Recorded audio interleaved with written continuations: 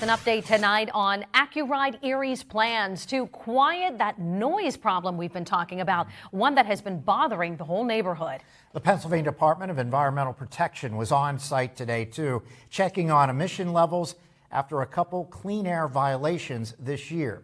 Our Lisa Adams continues to look into the issue. And Lisa, the company has a new plan to operate more quietly. And did they figure out what's making the noise? Good evening. Good question. They did.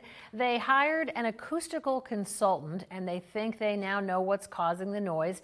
And there is a plan, but the sound fix won't be happening right away. And yes, the DEP is monitoring emissions at the facility too. Last week, we reminded you what's bothering Accuride Erie's neighbors. So the company, which manufactures aluminum wheels, hired consultant Acoustical Control from Colleyville, Texas, to test noise levels and devise a solution.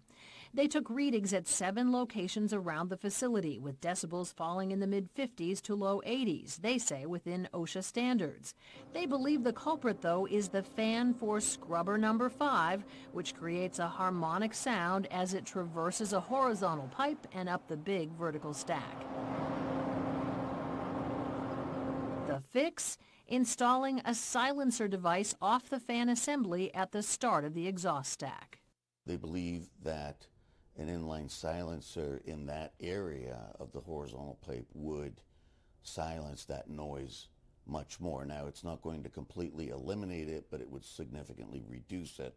That's what they're being told. But neighbors shouldn't expect it to be quieter for some time. They do say that the inline silencer would likely not get installed any earlier than May, the end of May, and they attribute supply chain issues. Meantime, we observe someone working on the catwalk around the stack. While we don't know exactly what they were up to, the Department of Environmental Protection confirms they are observing stack testing being completed by Accuride on 2 of its presses.